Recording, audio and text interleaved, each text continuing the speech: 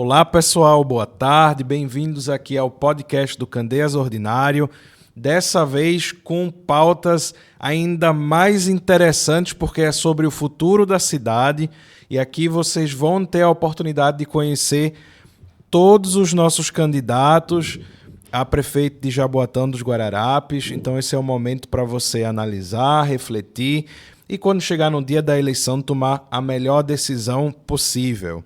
Okay? Primeiramente, gostaria de me apresentar. Me chamo David Barr.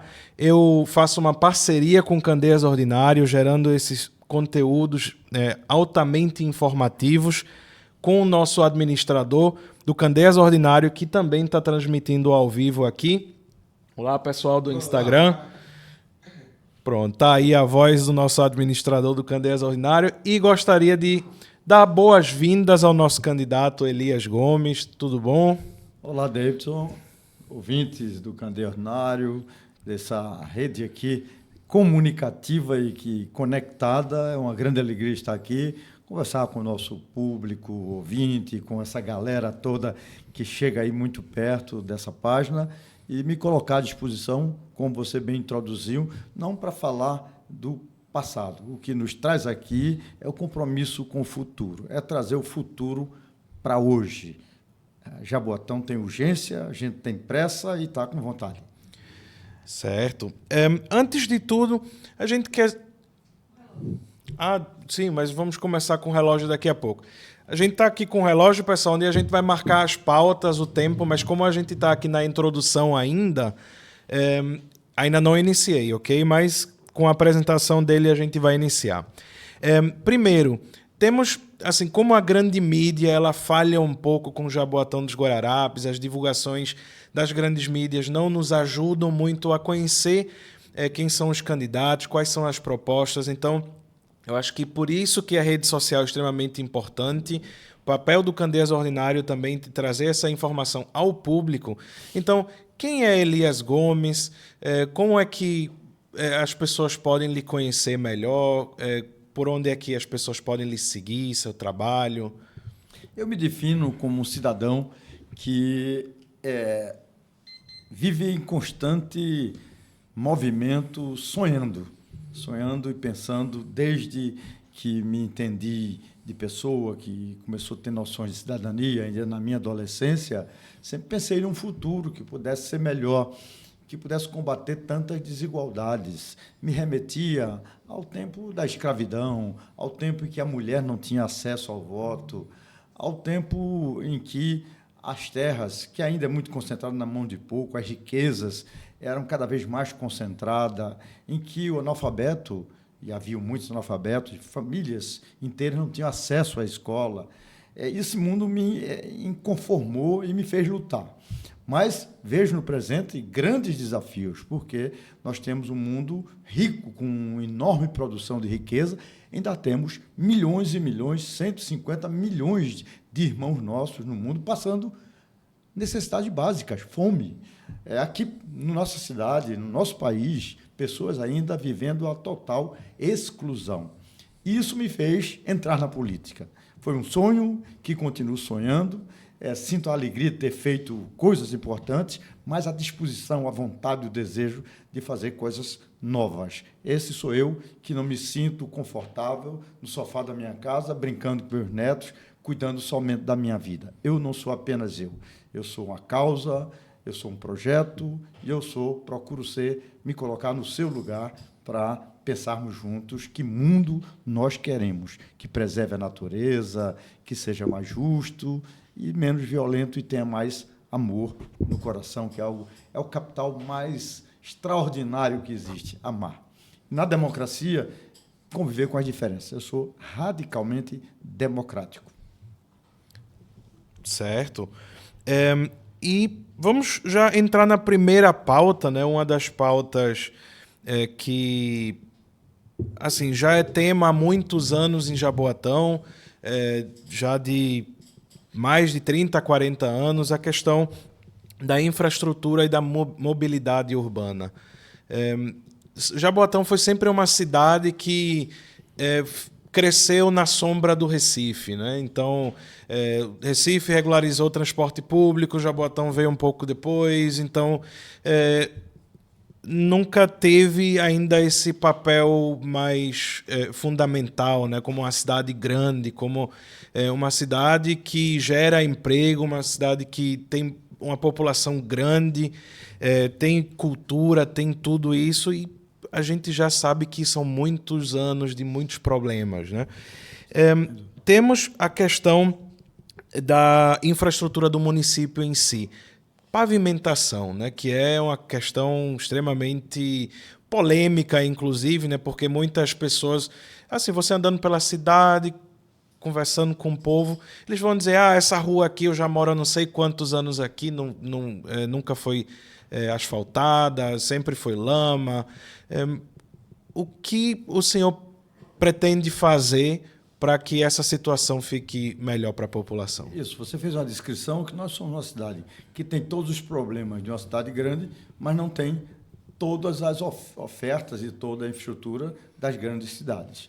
Jaboatão cresceu e se desenvolveu muito desordenadamente. Na verdade, foi sendo ocupações, mais ocupações, sem um planejamento urbano, sem um planejamento espacial e também sem os investimentos, porque a capital do estado foi prioridade, o desenvolvimento ele migrou de Jaboatão, que já foi Jaboatão Centro, de outrora a indústria canavieira, da pujança da rede ferroviária do Brasil, da rede ferroviária do Nordeste, em Jaboatão Centro era ali o pátio de manutenção da rede ferroviária. Então, a pujança da cana-de-açúcar com o transporte ferroviário levou Jaboatão a ser uma cidade que depois se espalhou e se espraiou.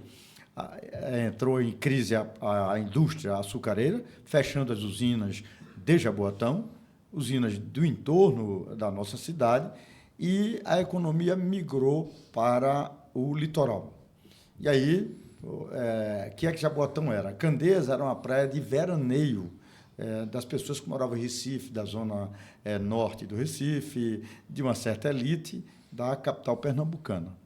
E aí começou a ter um processo aí de expansão, trazendo prédios. Chegamos até o metro quadrado mais caro de Pernambuco, Piedade, Candeias, porque era à beira-mar.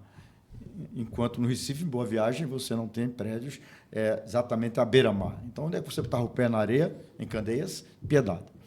Mas isso atraiu também uma grande migração de pessoas pobres de diversas cidades, diversas regiões, diversos estados do Brasil, vindo em busca desses empregos, de caseiro, de alguém que vai cuidar da lancha, do bar, do garçom, do restaurante, e a cidade foi crescendo. E cresceu sem o necessário planejamento urbano e estratégico. Quando eu fui prefeito de Jaboatão, eu me deparei com essa situação e nós fizemos o primeiro plano estratégico da cidade e da gestão. Foi o Jaboatão 2020, pensando a cidade 10 anos à frente. E aí dividimos Jaboatão nos territórios. Vários chamavam de territórios de oportunidade.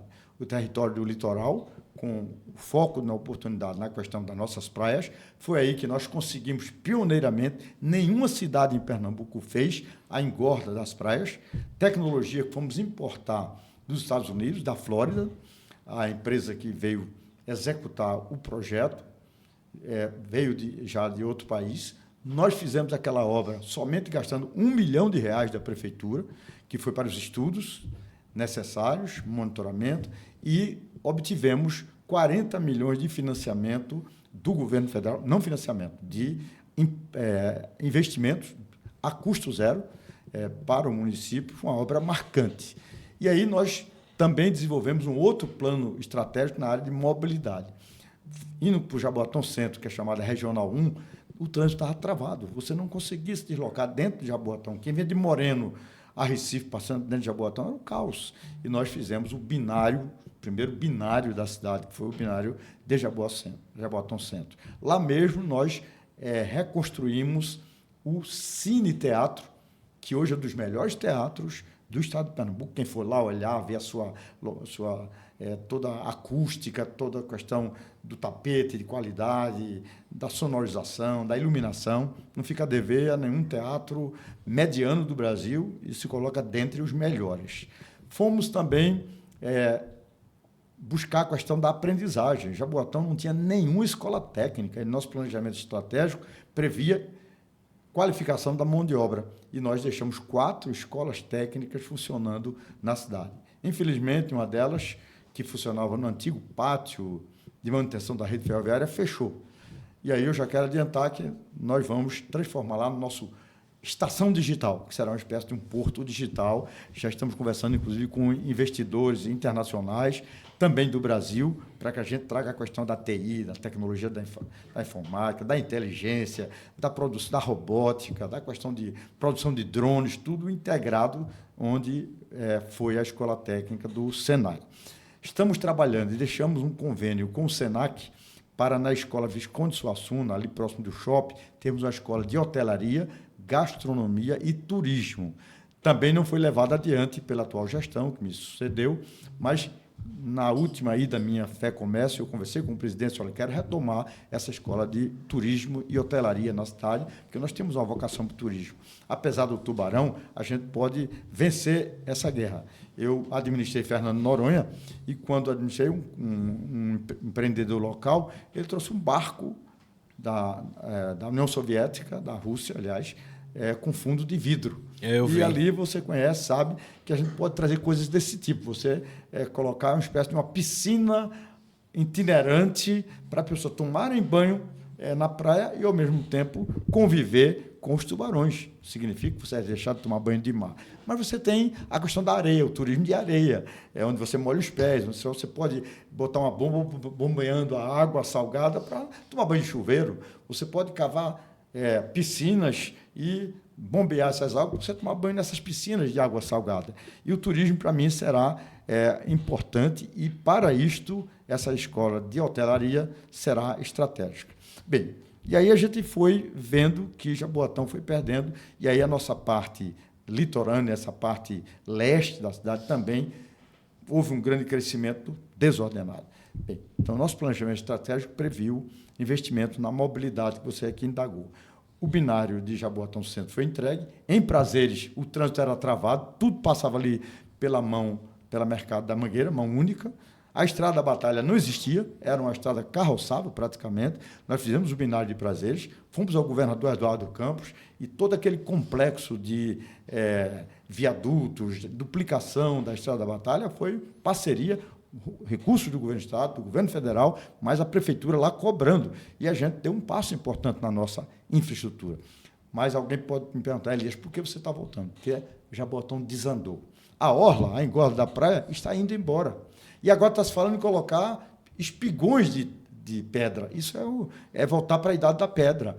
A sustentabilidade das areias requeria apenas que, periodicamente, você fizesse a manutenção, monitorando as perdas e recompondo com areia que foi levada e estava a poucos metros ali do areal. Então, essa questão da infraestrutura, da mobilidade, já foi objeto de algumas ações nossas. Deixamos em andamento a Ulisses Montarroio, que seria a terceira avenida paralela a Ayrton Senna. Você teria Bernardo Vieira de Mello, a Ayrton Senna e a Ulisses Montarroio. Ali no início, perto da Rádio Maranata, por ali tem uma parte executada. Nesse projeto, que eu deixei com financiamento pronto na CAF, inclusive com carência de 4 anos para pagamento, para começar a pagar, a Ulisses Montarroio virá alargar aquela avenida comercial, que é toda sinuosa, e sair aqui na Ponte do Paiva, com amplo espaço e fazendo o trânsito fluir e trazendo oportunidade de negócio, de desenvolvimento. Em Cavaleiro, estamos como Jaboatão de outrora. O trânsito trava pelas manhãs, final de tarde, na Avenida Agamenon Magalhães. A nossa proposta é a gente fazer o binário de Cavaleiro e fazer com que possamos fluir mais e o desenvolvimento fazer andar. Finalmente, aí falando de futuro, nós deixamos pronto, aprovado tecnicamente no Ministério da Cidade, a duplicação da estrada da integração, a estrada da Muribeca. Foi feito um recapeamento por parte do governo do Estado, a pista está nova, mas porque a gente quer, de fato, encurtar o caminho entre Jaboatão Leste, Prazeres e Praias com Jaboatão Oeste, Cavaleiro, Curado e Jaboatão, é tocar o projeto da duplicação da estrada da Muribeca, que está no meu radar. Custava 300 milhões. Com uma faixa hoje pronta, eu estimo que seja 150 a 200 milhões de reais. Pode ser muito, aparentemente, mas somos parceiros do presidente da República para justamente ter possibilidade de investir na mobilidade da cidade, além de outros investimentos. Ok. Aproveitando ainda a questão que o senhor falou aí, da questão da prefeitura acompanhar e cobrar. Tem uma questão que também tem dado uma dorzinha de cabeça, que é a questão do saneamento. A gente sabe que muitas obras são necessárias, em todo o estado estão acontecendo, mas estão trazendo muitos problemas para a população, justamente pela falta de organização. Eu posso falar do meu caso, eu moro numa rua onde eu tenho 3 saídas e 2 estão interditadas, com obras de saneamento básico. Então, como é que a prefeitura ela pode, ou como é que o senhor pretende fazer esse acompanhamento dessa empresa que é responsável pelo saneamento? A gente tem até o problema daquela tampa de bueiro, né, que se faz as ruas, as avenidas e elas ficam ali mais baixas. Como é que isso pode ser cobrado? Isso. Olha, eu fico à vontade para falar nisso porque a PPP do saneamento, Jaboatão foi pioneiro. O poder concedente de saneamento, água e esgoto, é do município. A Compesa é um órgão estadual e o município concede a ele a delegação para operar, a ela, Compesa. E quando o governador Eduardo propôs a PPP do saneamento, dependia que os 14 prefeitos da região metropolitana fizessem uma lei concedendo por 30 anos a Compesa, permitindo fazer essa parceria. Então, eu o fiz, fui o primeiro prefeito, muitos colegas meus resistiam, eu digo, olha, não, se o município não tem, o Estado não tem, e a própria União não tem dinheiro para sanear, é parceria. E fico à vontade para falar. Mas eu fiz uma conversa com a Compesa e fiz com a empresa à época, que não era a atual exploradora do saneamento, que é a BRK atualmente. Eu coloquei assim, eu quero definir quais as áreas prioritárias. Seriam as áreas que a gente entende, por exemplo, que contribui para a questão da poluição da lagoa d'água, que contribui para o mar, para os rios, e fizemos um plano de intervenção. Só que isso tudo mudou. E a prefeitura não é um espectador, a prefeitura teria definindo, acompanhando. O trânsito é competência nossa indelegável. Então, se você vai fechar a sua rua, você tem que abrir uma alternativa, você tem que abrir um caminho, e a prefeitura aí gerenciando essas intervenções. Infelizmente, não está sendo assim. A empresa chega, faz onde quer, não avisa, a sinalização precária, e a gente fica abdicando o poder público, a prefeitura municipal, do que é responsabilidade dela. Transtorno, é claro, quando você vai pintar a sua casa, tem algum transtorno, mas você pode, pinta logo o terraço, bota o morro para cá, depois a sala, por último o quarto, o primeiro quarto, é assim. Então, nós vamos trabalhar fortemente a questão de um plano e um prazo. Eu quero colocar, se eu for prefeito de Jaboatão, se tiver essa honra de ser novamente prefeito, eu irei cobrar um prazo e um cronograma, e não dá para você chegar numa rua e passar semanas. É claro, ele tem equipamentos, tem máquina, tudo para fazer isso, trabalhar 24 horas e responder num prazo menor. Se você trabalha 8 horas, executa em 3 meses. Se você trabalha 24 horas, você executa em 1 mês. Se é 1 mês, você executa em 1 semana e meia, trabalhando em 3 turnos. Então, isso eu vou cobrar e serei um fiscal dessas intervenções. Ok, agora vamos para a próxima pauta, que é educação e saúde. Em relação ao ensino público em Jaboatão, na sua gestão, como o senhor pretende melhorar as escolas municipais, a questão da infraestrutura das escolas?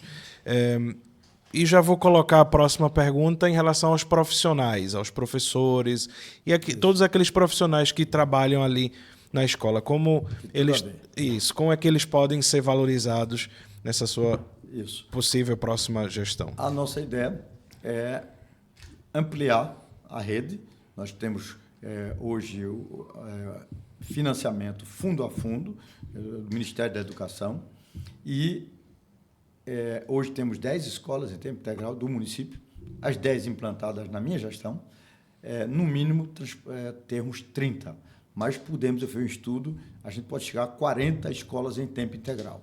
O que é isso? Minha gente, hoje o menino que é de uma família pobre, ele vai para a escola e na escola consome uma merenda precária, isso aqui é colocar, biscoito, eu até peguei aqui um pacote, a gente pediu, isso foi um professor que nos entregou, um biscoito com um suco, muitas vezes artificial. Então, a gente trabalhar a escola em tempo integral, são 10, pretendemos ir para esse número, e fazer com que os professores, que era uma coisa, a gente pegou a educação de Jaboatão, dos 14 municípios da região metropolitana, tem um ranking, né? Tem uma classificação medida pelo Ministério da Educação, que é o IDEB, Índice de Desenvolvimento do Ensino.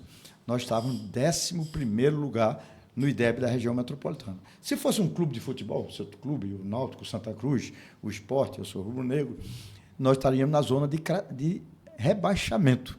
O que ocorreu?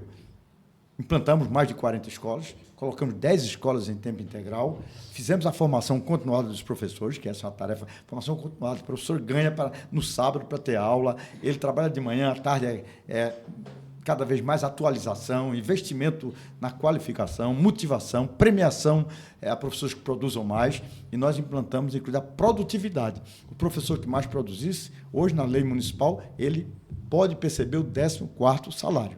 Então, qualidade do ensino e expansão da rede de tempo integral será uma tarefa que nós vamos focar, porque é através do ensino que nós vamos poder, inclusive, combater a violência. O menino que estuda o currículo normal no turno da manhã, no contraturno da tarde, ele vai ter acesso à música, à arte, à dança, aos esportes, e as escolas podem formar atrizes, atores, artes cênicas, atletas futuros, campeões olímpicos, por que não? E a gente precisa trabalhar e cuidar disso. E, complementando, repetindo, o ensino profissionalizante. A nossa ideia é recuperar a escola que perdemos e trazer mais 2 para termos 6 escolas de profissionalização na nossa cidade. Certo. E agora, indo para a pauta da saúde, quais são as principais propostas para o sistema de saúde em relação aos postos? Eu já vou incluir também alguns tópicos que eu ouvi da população, assim, alguns pontos importantes. Por exemplo, marcação de consultas. Sabemos que muitas pessoas já, desde muito tempo, vão de madrugada aos postos, tem gente que chega até um dia antes para conseguir alguma coisa.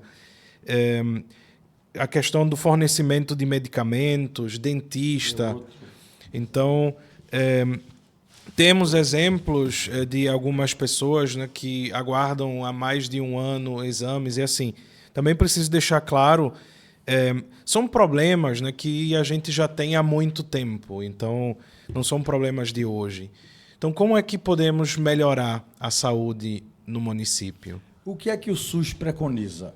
Preconiza cobertura de 100% de todas as áreas. Nós temos hoje, eu quando assumi, tinha 58 unidades de saúde. Eu deixei 118 funcionando, duplicamos.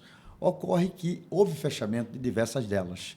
E a população envelheceu. Você tem maiores demandas na área infantil, mas agora deslocada para a terceira idade. E a rede não foi ampliada.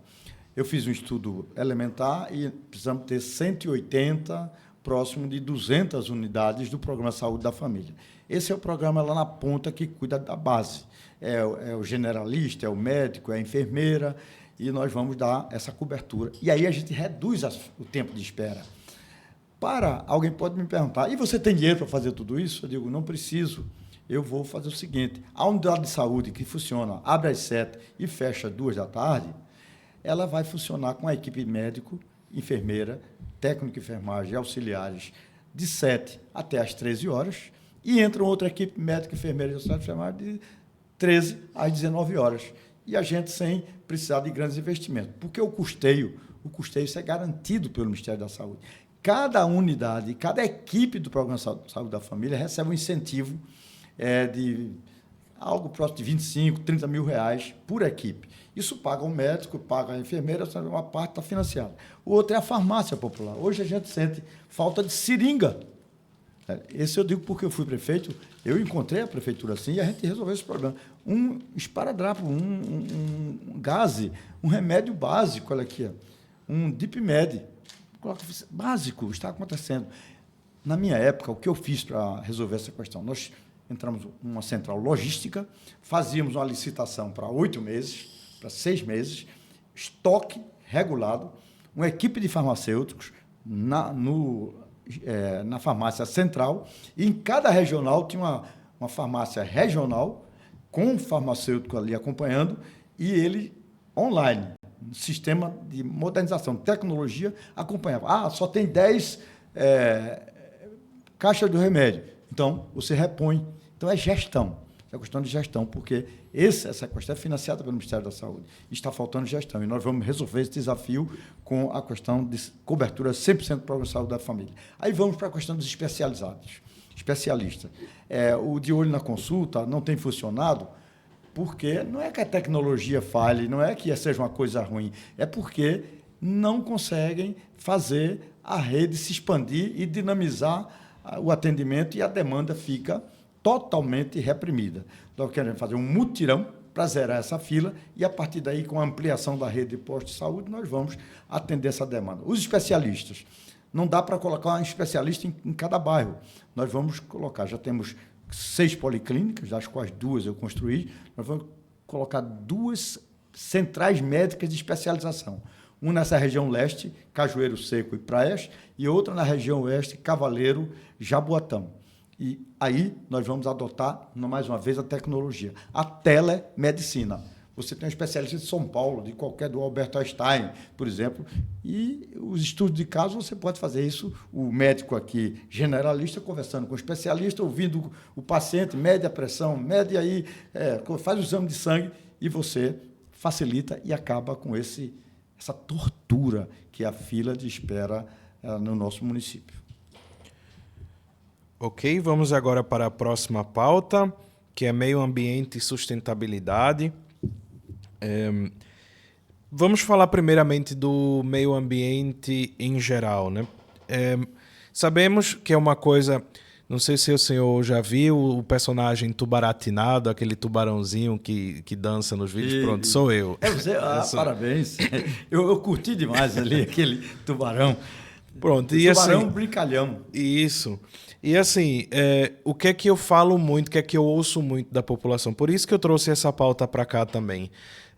Eu até pensei em trazer o tubarão para fazer isso, mas ia só demandar muito tempo. Mas aí eu vou falar como se fosse aí do tubarão, essa pergunta, em relação ao meio ambiente. A gente percebe que muitas vezes, não só aqui em Jaboatão, mas em muitos outros municípios, e isso principalmente em Pernambuco, a gente sabe também que são problemas principalmente ali no litoral sul, em outras cidades, que é porque é sempre um dilema, né? Desenvolvimento versus meio ambiente.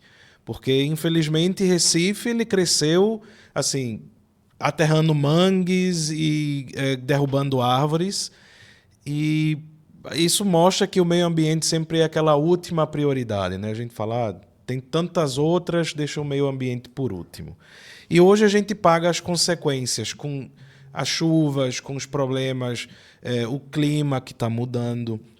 Então, como é que o senhor pode contribuir com o meio ambiente caso venha a ser prefeito mais uma vez? Primeiro, tendo a consciência de que o mundo está vivendo uma crise climática, uma crise ambiental gravíssima. Nós vemos isso aqui lá no Rio Grande do Sul, mas nós vimos aqui em Jaboatão. Foi a cidade que houve mais mortes de queda de barreiras no estado de Pernambuco, e morreu tanta gente ou mais gente do que o próprio Rio Grande do Sul, que foi assolado por chuvas gravíssimas, com inundações em 70% do seu território. Então, esse desafio do meio ambiente é um desafio gigantesco. Uma cidade só, isoladamente, não o resolve, mas tem responsabilidade e pode contribuir. Vou citar, por exemplo, você é jovem, não conheceu o lixão da Muribeca, como não conheceu o lixão da BR-101 em frente à antiga fábrica Alpargatas, aqui em direção ao Cabo pela BR-101, a antiga. Era um dos maiores lixões a céu aberto do Brasil. Urubus, gente, animais, carniça, podridão, fogo, fumaça e degradação completa. Eu fui o prefeito, muita gente falou, mas eu fui o prefeito que fechei o lixão da Muribeca. Fechamos o lixão da Muribeca, licenciamos um aterro sanitário com todos os requisitos do Ministério do Meio Ambiente e iniciamos um programa de coleta seletiva. Grande parte do lixo que é reciclável está indo para debaixo do solo, degradar o solo, degradar o lençol freático. E nós, inclusive, esse projeto foi premiado pela ONU, embora o prêmio tenha sido entregue ao prefeito que me sucedeu, mas foi um projeto nosso. E aí nós entendemos que devemos avançar.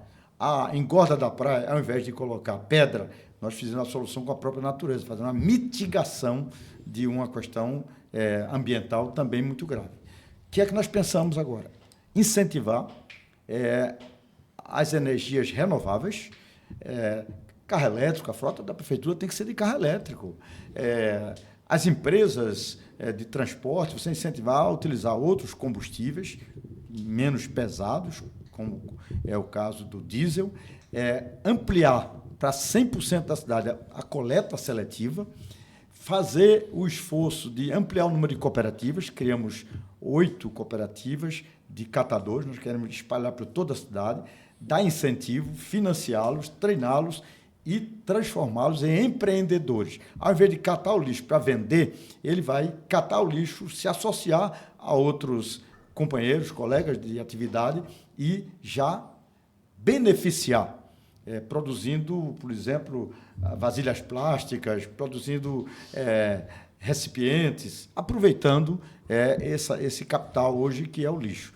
E o lixo orgânico que vai para debaixo da terra hoje, que é o resto de feira, resto de fruta, resto de comida, a nossa ideia, na área rural da cidade, é a gente produzir, transformar em humus. E, com isso, esse humus fertificar as lavouras que nós pretendemos ter uma política de agricultura familiar e criarmos um cinturão, uma área de produção para abastecer a região metropolitana a partir de alimentos sem os defensivos agrícolas, que é veneno, na verdade.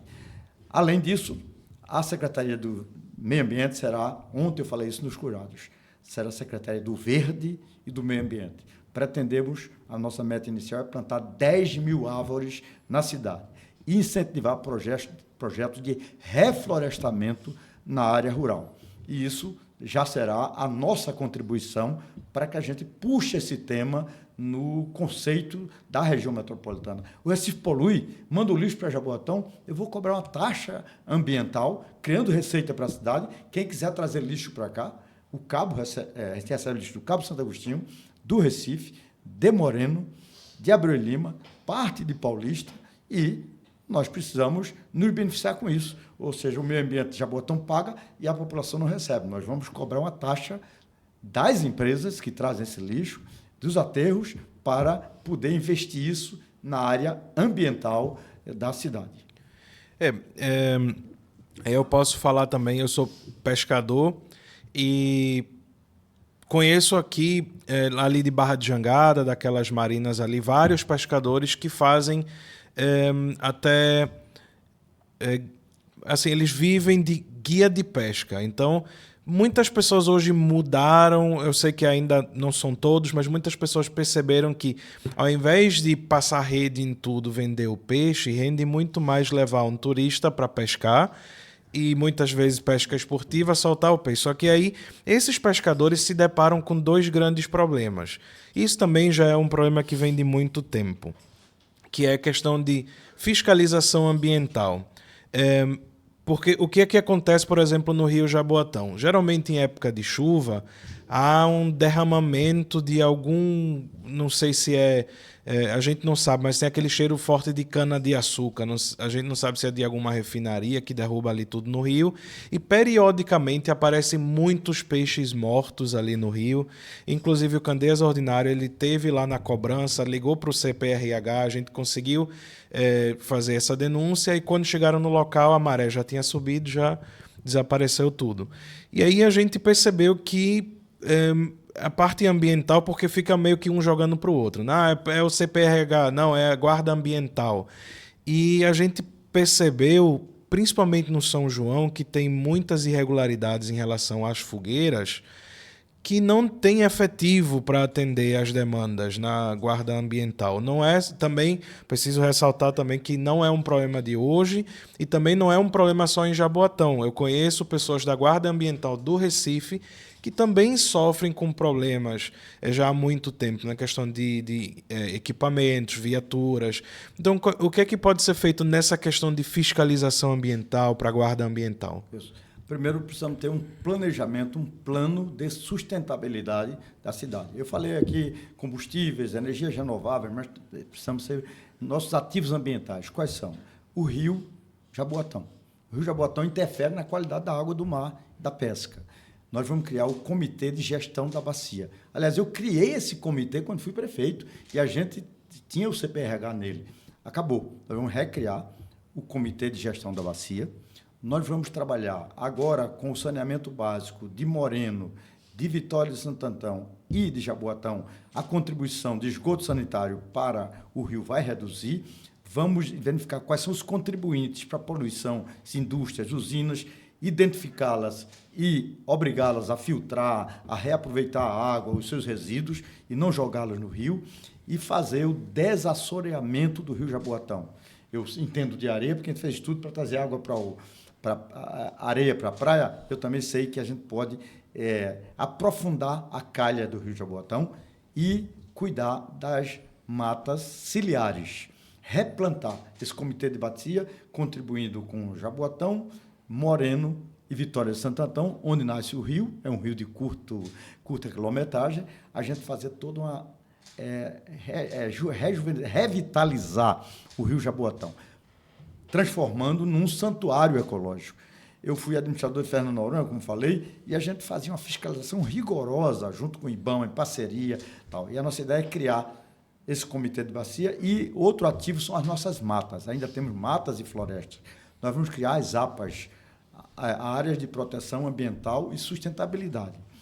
Nessas matas nativas, nós vamos colher sementes para fazer canteiros e esses canteiros poder ser replantar onde houve desmatamento e replantar as margens dos nossos rios. O rio Tigipió, parte dele passa em Jaboatão, e o rio Pirapama, que passa mais pelo cabo, mas que chega por aqui também jogando água e poluição para Jaboatão. Jaboatão é um recebedor de resíduos desse rio. Nós vamos conversar com essas outras cidades, trazer o governo do estado para trabalhar essa despoluição. E aí, ver essa questão dos navios que passam por aqui, jogando lixo.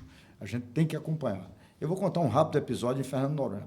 A gente faz uma reunião com o IBAMA e a gente cuidar da limpeza das praias. E, de repente, lixo. E todo mundo chegava em Noronha, recebia sua sacolinha, fiscalização, a pessoa conscientizada, o turista conscientizado, não jogava lixo na praia e chegando lixo. Um certo dia, ele fez uma reunião para discutir, chamou os fiscais, e um deles, eu lembro, esse rapaz, ele deu uma sugestão fantástica. Vamos juntar o lixo e vamos verificar de que países esses lixos são. E aí ele viu que tinha lixo da China, que tinha lixo do Japão, se coleciona. E aí nós encaminhamos uma carta para as embaixadas de cada país desse, responsabilizando e cobrando respeito ao meio ambiente. E que esses navios não jogassem seus lixos ali nas imediações de Fernando de Noronha. Acabou. A gente conseguiu resolver isso. E implantamos, inclusive, a coleta seletiva e também o tratamento do lixo lá em Fernando de Noronha. Aqui, nós vamos cuidar de tratar com os outros municípios, porque, afinal de contas, se polui lá em cima o Pirapama, é a gente aqui que toma banho de água suja e poluída nas nossas praias. E aí, talvez, combatendo esse tipo de poluição, verificando a questão de recomposição dos manguezais que foram destruídos, Você pode replantar, fazer replantio de manguezais, inclusive no Parque Linear da Orla, quando a gente fez a engorda, deixamos não esse calçadão, uma coisa de pedra, cimento, era um replantio de coqueirais da Orla, desde o Hospital da Aeronáutica até Barra de Jangada, e replantio de mangues em algumas áreas. Ilha do Amor, ali em Barra de Jangada, tem um manguezal, e esse manguezal é a maternidade dos peixes, onde os peixes reproduzem, e você talvez com essa oferta de alimento para os tubarões, eles deixem de atacar com tamanha frequência. É o caso de Fernando de Noronha, novamente. Você vai em Noronha, mergulha e encontra tubarões. E acidentes são raros lá. Até quando eu fui administrador, não havia acidentes. Então, precisa ter o equilíbrio ambiental. As tartarugas voltaram depois da engorda das praias. As tartarugas vida, e a tartaruga é alimento para predadores como os tubarões. Então, a gente, de repente, se pensa isso de forma articulada com Recife, com Moreno, com Paulista, com a região da litorânea norte, fala com o Cabo, e a gente faz uma coisa integrada, a gente pode, de repente, devolver o banho com tranquilidade às pessoas. É política, é planejamento e é gestão, e é por isso que eu estou aqui. Porque essa experiência que eu adquiri, esse pensar, muitas coisas que, nas dificuldades da adversidade, quando eu enfrentei e encarei a prefeitura, a gente deixou muitos planos, estavam todos como planos para o futuro, e esses planos foram abandonados. E eu volto para retomar, como alguém que cuidou de uma criança, e depois essa criança se vai, e você a encontra descuidada, abandonada, e você sente no dever, dizer, agora eu vou levar para mim, eu agora vou cuidar de novo. É esse o meu querer, é o meu desejo, não se trata de ambição de poder, eu não estou fazendo campanha contra ninguém, faço a crítica, faço o debate, cobro, mas é em favor de um projeto sustentável e uma qualidade de vida melhor para a nossa população de Jaboatão. Ok. Agora vamos para a próxima pauta, segurança pública, que também vou falar um pouco sobre participação social. Primeiramente, quais são as estratégias que você pretende adotar para aumentar a segurança do município? Também aproveitando para falar um pouco do papel da Guarda Municipal, como a Guarda Municipal pode contribuir com isso. E a gente está tendo um problema, uma série de arrombamentos em Candeias, que inclusive a página vem postando já há muito tempo. Então, como a prefeitura pode contribuir para coibir esse tipo de ação? Eu trabalho em duas frentes, dois eixos. O eixo da prevenção e o eixo da repressão. Reprimir só, mais polícia, mais arma, mais pistola, não resolveu. Se resolvesse, as favelas do Rio de Janeiro eram um paraíso. Exército, tanque de guerra, guerrilha, ponto de polícia em todo lugar. E camburão, não. Então, nós vamos primeiro. Quando eu falei que nós não tínhamos nenhuma escola técnica, deixamos 4 funcionando e queremos levar para 6, eu estou falando em qualificar os jovens. Então, nós vamos identificar onde estão, em todas as comunidades, os jovens chamados nem, que nem estudam nem trabalham. São estes que estão indo para o mundo das drogas. E da droga para o assalto, para o crime, para o homicídio. Então, vamos identificá-los, incentivá-los, eles, suas famílias, para voltarem à escola. Inclusive, tem um incentivo do governo, do presidente Lula, que é o pé de meia, para eles se matricularem, receber esse pé de meia, e, paralelamente, a gente abrir a escola à noite para ensiná-lo um ofício. E ele ir se preparando, ser empreendedorismo, consertar um celular, consertar um computador, ser um fotógrafo, aprender uma arte, ser artesão, e a gente já começa a reduzir o número de jovens na rua e jovens ociosos no mundo do crime. Fazer uma política pública de esportes. No nosso tempo, no nosso governo, nossa gestão, a gente trabalhou muito os campeonatos de bairros, atividades, quadras abertas, e nós vamos trabalhar fortemente a questão dos esportes. Nós tínhamos o estádio Jefferson de Freitas. A atual gestão fechou. Nós vamos reabri-lo. Eu fui lá, olhei com drone, vi. O campo está lá, é só tirar a academia, colocar num terreno lá próximo que tem. As áreas de imóveis desocupados, a gente fazer estacionamentos, e esse estádio não ser apenas para o Jaguar jogar a primeira divisão. É claro que a primeira divisão é importante, trazer clubes grandes do estado, do país para cá é importante, mas vai servir também para escolinhas de futebol. O futebol de várzea, eu reformei 17 campos de futebol, iluminei e colocamos alambrado. Isso foi embora, foi de água abaixo. Então, intensidade nos esportes, intensidade na cultura, pontos de cultura em todas as comunidades, abrir as escolas finais de semana. Eu já tive essa experiência no passado, no Cabo Santo Agostinho, e funciona. O menino ali na escola, fazendo aula de reforço, tal. Inclusive a ONU premiou o Jaboatão, a Prova Jaboatão foi premiado, também prêmio entregue ao atual, o antecessor do atual prefeito, no mesmo grupo político, e eu sei que isso dá certo e nós vamos trabalhar fortemente nisso.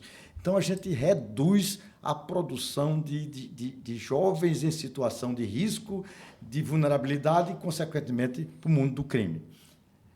Por outro lado, repressão. Não adianta apenas arma. É preciso trabalhar o efetivo, claro. Nós tínhamos apenas um batalhão da Polícia Militar, que era o de Prazeres. Conseguimos, em convênio com a Polícia Militar, levar o batalhão de Jaboatão Centro. Vamos trabalhar para que o Estado aumente esse efetivo, mas vamos usar a tecnologia em favor da cidade.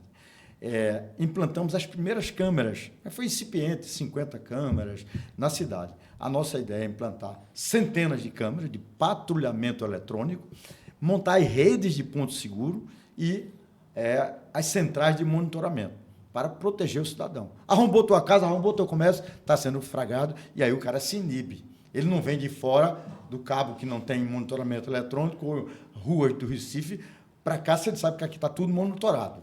Então, ele vai procurar outro caminho. E, finalmente, tem a questão da impunidade.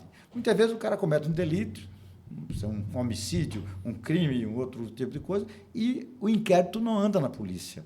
E, quando vai para a justiça, o processo não anda.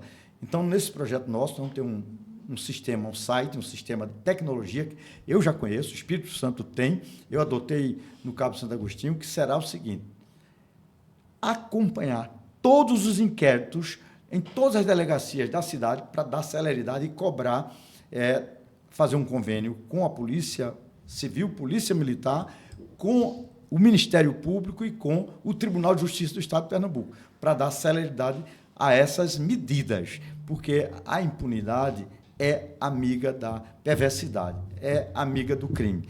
E aí, Jaboatão vai ser diferente. Não é o prefeito sozinho que resolve o problema da segurança, mas ele é o líder político. Ele tem que tomar iniciativa, ele tem que cobrar, ele tem que ser o regente desta orquestra que envolve o governo municipal, o governo estadual e o governo federal. Nós temos o Ministério da Segurança Pública, o Justiça e Segurança Pública, e o SUSP, Sistema Único de Segurança Pública. Vamos botar isso para funcionar aqui.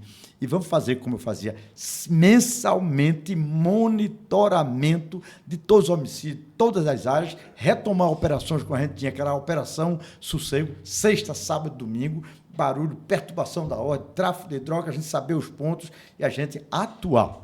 Então, é essa orquestração que se faz necessária para devolver paz e mais tranquilidade ao nosso povo.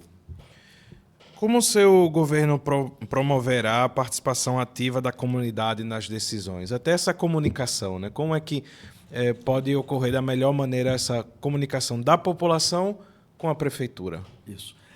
Jaboatão a gente dividiu em 7 áreas, 7 regionais. Então, nós pretendemos restabelecer e criar isso de forma pujante, ter os fóruns de gestão em cada uma dessas regionais e ter mensalmente uma plenária com a população que pode ir para lá fazer a reivindicação com todos os secretários. Eu fazia reuniões, mas isso agora eu quero fazer de forma mais ordenada, com calendário para os 4 anos já firmados, os secretários vão lá ouvir, a população vai propor e ela vai fazer esse papel de fiscalização e de também tomada de consciência que a cidade não será melhor se ele também não melhorar as suas atitudes. O carro limpa do lixo, o gari limpa, a pessoa joga o lixo fora. Então, fazer um calendário de coleta, horário, que vai passar o carro da coleta, buzinazinha, um microfone e implantar em cada carro o sistema de acompanhamento para ver a rota, acompanhar a rota que você conecta hoje no carro, que é o GPS, a GPS em todos esses veículos, uma sala de acompanhamento para ver se ele cumpriu aquele roteiro 24 horas por dia e atuarmos na participação e no controle social. Fortalecer também os conselhos de educação, de saúde, de meio ambiente, enfim, os diversos conselhos que hoje só funcionam no papel, na verdade, dar vida a ele e fazer com que a gente tenha uma governança democrática e participativa. Eu não quero a prefeitura para minha família, eu não quero a prefeitura para meus amigos, eu não quero a prefeitura para fazer negócio, nunca o fiz durante toda a minha vida. Então, para que eu quero? Para inovar, trazer coisas novas e coisas que possam dar essa dinâmica de controle social, de pertencimento que tanto faz falta a Jaboatão. Você é como se fosse um anônimo em Jaboatão. Eu vou chamar você para discutir a cidade. A gente já fez o plano de governo para a campanha assim. E no governo nós vamos fazer um planejamento mais robusto, com essa ampla participação e comprometimento das cidadãs, dos cidadãos, para que a gente possa fazer com que a cidade seja de todos e todos tenham responsabilidades para com ela. Ok, agora vamos para a nossa última pauta, que é a economia e geração de empregos.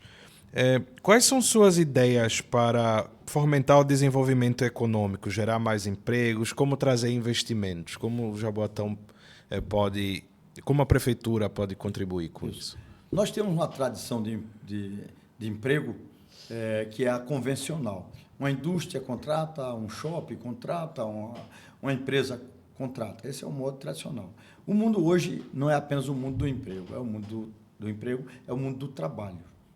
Há diversas atividades autônomas e você tem que, ao mesmo tempo, atrair grandes investimentos. Eu tenho pensado a questão do polo logístico, nós precisamos duplicar aquele eixo da Muribeca imediatamente e atrair mais empresas logísticas e preservando o meio ambiente, porque Muribeca, eu não falei lá atrás, mas a questão da região da Muribeca é diferenciada, precisa de um tratamento de sustentabilidade, mas ali você tem espaço duplicando, atrair empresas de logística. Implantar o Porto Seco, que seria isso? Vai vir a Transnordestina ligando Salgueiro a Suape. Nós defendemos um ramal vindo aqui para Muribeca e ali tem um porto para containers que hoje não comporta lá na área do complexo de Suape e você tem um Porto Seco para ampliar mais esses empregos na área logística. Atrair novas indústrias. Nós temos a indústria antiga Philips fechada. Eu não terei dúvida, eu irei a São Paulo, para a Fiesp, a Federação de Indústria do Estado de São Paulo, levar o que já existe de pronto, construído, basta eles virem para aqui e iniciar os seus negócios. Nós vamos buscar fora do país, inclusive eu fiz uma referência que estou tratando fora do país, na Espanha, por exemplo, já conversei com o pessoal de produção de drones, de robótica, trabalha com inteligência artificial. Eles já pediram a área, a gente já os mostrou, e se for prefeito, é claro que eu vou ter os mecanismos, os meios necessários para atrair também investimento na área de tecnologia. Hoje o Porto Digital, no Recife, está procurando gente para trabalhar e não tem mão de obra à altura. Nós vamos colocar a nossa estação digital e vamos qualificar os nossos jovens nessa área de TI, porque isso vai gerar oportunidades. Mas tem um outro campo, que é o não convencional, empreendedorismo. Nós criamos uma incubadora de empresa, desativaram praticamente, está lá morrendo. Vamos agora colocar 2 incubadoras de empresa, startups, fazer convênios hoje com o Porto Digital, com a Universidade Federal, com o Ministério da Ciência e Tecnologia, tenho conversado com a ministra bastante sobre isso, e essas startups podem proliferar aqui na nossa cidade e a gente ser a cidade de aporte de iniciativas no mundo da tecnologia. E a economia criativa, os pequenos empreendedores, o ambulante, o feirante, o agricultor rural. Hoje a nossa área rural está ociosa. O que é que nós pensamos? Eu conversei com um grupo que já elaborou um aplicativo para que os produtores rurais comecem a produzir comida, hortaliças, verduras e frutas, e eles, através de um aplicativo, possam vender diretamente os seus produtos, ele lá e você em casa adquirindo o produto da economia familiar, da agricultura familiar e com sustentabilidade. Como eu disse, ao invés do adubo, o humus, que hoje é enterrado, é aproveitado para produzir adubo. Então, isso será também uma possibilidade de gerar emprego, fornecer alimentos para os hotéis da cidade e para o Recife. Então, a gente pode exportar alimentos e gerar muito emprego qualificando o empreendedor local. Aí entra o artesão, aí entra a cultura, os trabalhadores da cultura. A gente precisa ver, a gente tem que investir no mundo cultural. Hoje é uma questão econômica, a cultura como cultura, conhecimento, hábito do povo, mas a cultura como indústria produtiva da cultura, trabalhadores e trabalhadoras da cultura. A gente tem muito a conhecer e a dar, e vamos gerar emprego também nesse mundo aí da cultura. Ok, falando, já que a gente está falando ainda de economia, sabemos que há muitas pessoas que dependem de programas sociais justamente porque não conseguiram um emprego, alguma coisa não deu certo. Como é que a prefeitura pretende ajudar essas famílias que estão nessa situação mais complicada de não ter uma qualificação? Vamos supor, imagina, eu tenho 30, 40 anos, não consegui um emprego, não tenho qualificação, recebo um auxílio de um programa social, então como é que a prefeitura pode contribuir? Como é que a prefeitura pode ajudar essas famílias?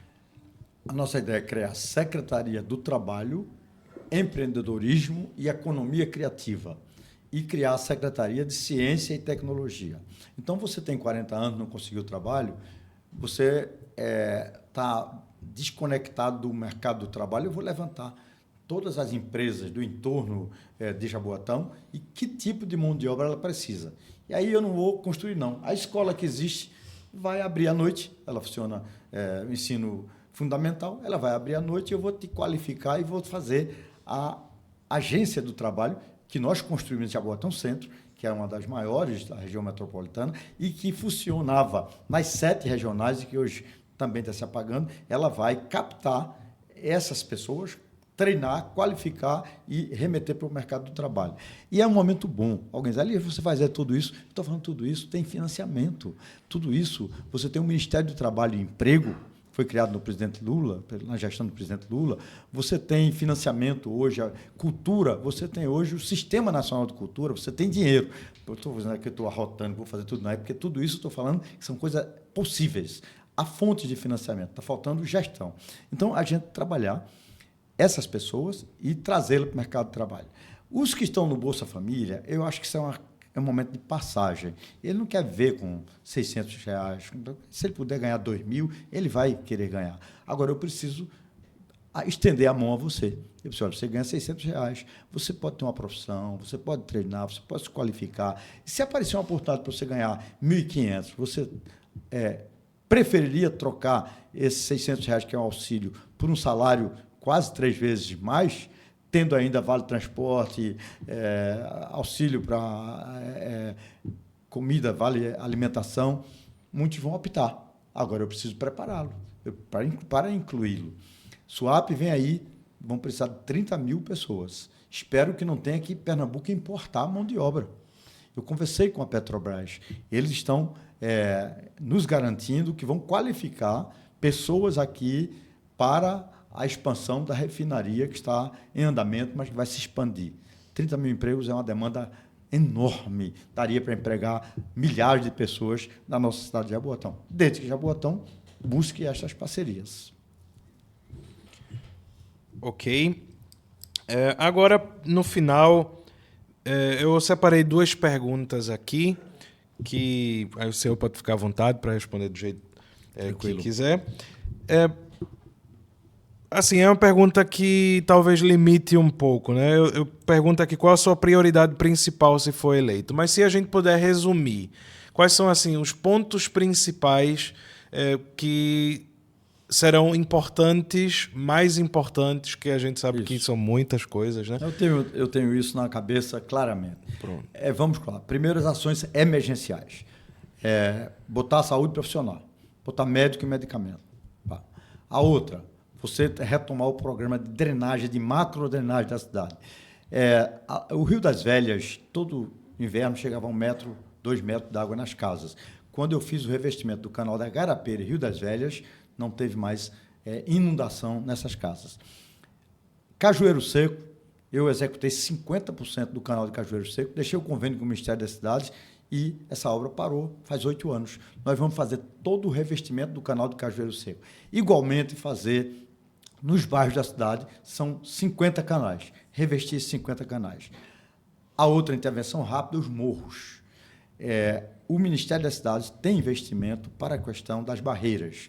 Você vai ter que atuar em duas frentes. Uma, conter as barreiras. Outra, se é o caso, que se deslocar aquelas famílias para um conjunto habitacional, você buscar no Minha Casa Minha Vida e construir conjuntos habitacionais, tirando essas pessoas e a cidade dessa situação de pesadelo. E, finalmente, a questão da mobilidade. Eu falei das obras que já foram feitas, mas preciso concluir a avenida que eu falei que seria a terceira avenida paralela a Ayrton Senna, a Ulisses Montarroios, e fazer o binário de Cavaleiro, além de outras intervenções, como a duplicação do eixo da integração. E aí você daria velocidade, você daria fluidez ao trânsito. E aí o sistema de transporte será modificado.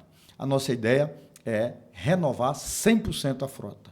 Como a Prefeitura pode captar recursos junto ao Banco Mundial, ao BRICS ou BNB, adquirir esses equipamentos, e aí você teria os equipamentos ônibus mais confortáveis para fazer as linhas troncos, sai um micro-ônibus lá de Curado e vem até Barra de Jangada, correndo PR, PE, essa coisa toda. Aí serão ônibus, se possível até ônibus duplos, com tal, sanfonados, seja o equipamento que o estudo determine, mas ônibus. E as vias alimentadoras pelos sistemas complementar. Então, seja o Sistema Municipal de Transporte. Na cidade de Bilbao, na Espanha, a prefeitura é dona da frota e ela licita a operação. Ou seja, eu posso ser parceiro dos atuais permissionários do sistema de transporte. Agora vai ter controle. GPS nos ônibus, horário, cumprir horário, treinamento, qualificação dos motoristas, desde a urbanidade até a direção defensiva, respeito aos idosos, respeito às diferenças, compreendendo que a população precisa ter, respeito aos transeuntes, respeito aos veículos que passam, porque a guerra, atropelamento, inclusive Jaboatão viveu a tragédia de Marcos Freire, viveu a tragédia lá dos Morros em 2022 e a quase tragédia lá da UR11, UR13. Então, vamos atuar nessas frentes como ações emergenciais. Ok. E uma frase que define sua visão para Jaboatão dos Guararapes? Jaboatão é uma cidade com grande potencial de ser uma das mais importantes cidades brasileiras. Precisa planejamento e investimento na sua infraestrutura e no seu meio ambiente com sustentabilidade. Certo, muito bom. Terminamos aqui toda a câmera 1 aqui. Terminamos, está nessa aqui agora. Terminamos com isso. Todas as nossas pautas, todos os temas foram abordados aqui. Agora vamos deixar para o candidato Elias Gomes um momento para dar sua mensagem ao eleitor, que vai ser aqui na câmera 3. Na câmera 3. Isso. Olha, essa conversa, primeiro, agradecer essa oportunidade do Candeias Ordinário, aqui da sua página, da qualidade aí da entrevista, totalmente responsável, profissional, e me senti muito acolhido nesse momento, porque é a oportunidade da gente debater ideias, a gente apresentar o que pensa, e se pensa, porque tem muita gente que copia, escreve um programa e tal. Eu participo de todos os momentos, de todas as decisões sobre o programa do governo, do que é estratégia. Eu me preparei, eu estou estudando sobre a questão do desafio climático, da questão da sustentabilidade, da crise do meio ambiente, do que é que a gente pode transformar o problema em oportunidades. Eu estou me preparando, eu estou na escola da vida e eu quero dizer a Jaboatão, olha, nós estamos num momento muito grave, muito difícil. Nós não podemos nem, de um lado, fazer o continuismo de deixar como está, nem fazer uma mudança arriscada, uma mudança no incerto, dar um salto no escuro. A responsabilidade é muito grande e é preciso ter alguém que tenha experiência do fazer, mas, sobretudo, um projeto para o futuro da cidade. E eu tenho esse projeto. E não foi pensado apenas por mim. Eu reuni o povo em mais de 70 plenárias, 13 oficinas temáticas e 13 seminários regionais, colocando todos os temas, da sustentabilidade até a questão da vida animal, do cuidado animal. E nós vamos fazer um governo muito diversificado, muito amplo, com uma importante parceria com o presidente da República. Eu fui convidado por João Campos para ser candidato pelo PSB. Eu disse, João, é um excelente convite, eu sempre tive uma relação muito boa com o teu pai, mas eu preciso do presidente da República para implementar essas políticas que eu estou pensando. E fui conversar com o presidente Lula, ele me convidou e eu disse, eu faço uma condição. Esses são os nossos projetos. Posso contar com os seus recursos, desde que você tenha bons projetos, que é o que falta muito. Muitas cidades não vêm captar esses recursos, você contará com esses recursos. E agora eu quero falar com você que está em casa, você que está aí antenado na rua, eu quero pedir o teu voto. Pedir o teu voto não para a prefeitura, para mim, nem para fazer mais do mesmo. Não foi pelo que eu fiz muito durante toda a minha trajetória, mas pelo que eu quero e posso fazer por uma cidade melhor. Uma cidade que respeite o meio ambiente, que possa ser a cidade do verde, a cidade que acabe com as inundações, fazendo o revestimento dos canais, uma cidade que a gente possa acabar com aquelas cheias lá em Jaboatão, com a conclusão da barragem do Engenho Pereira, que também está no nosso programa de governo. Eu já falei com o ministro da Integração Nacional, de uma cidade que invista na tecnologia, no conhecimento e que, portanto, seja uma cidade melhor de se viver. Confie a mim esse voto e você não vai se arrepender. Eu vou dar tudo e o melhor de mim para fazer o Jaboatão melhor e mais desenvolvido, com inclusão para todos. Elias é 13. Aqui, tá aqui. Quero pedir o voto para este número aqui, para a gente poder mudar Jaboatão. Muito obrigado. Ok, pessoal, muitíssimo obrigado por acompanhar a gente mais uma vez nos nossos podcasts. Vocês podem acessar todos os nossos podcasts no canal do YouTube. Também deixamos alguns cortes disponíveis na página do Candeias Ordinário. Esses daqui com os nossos candidatos a prefeito, especificamente vamos deixar integralmente disponível, como todo o tempo que nós estamos planejando passa de 1 hora, fica entre 1 hora e 1 hora e 10 minutos.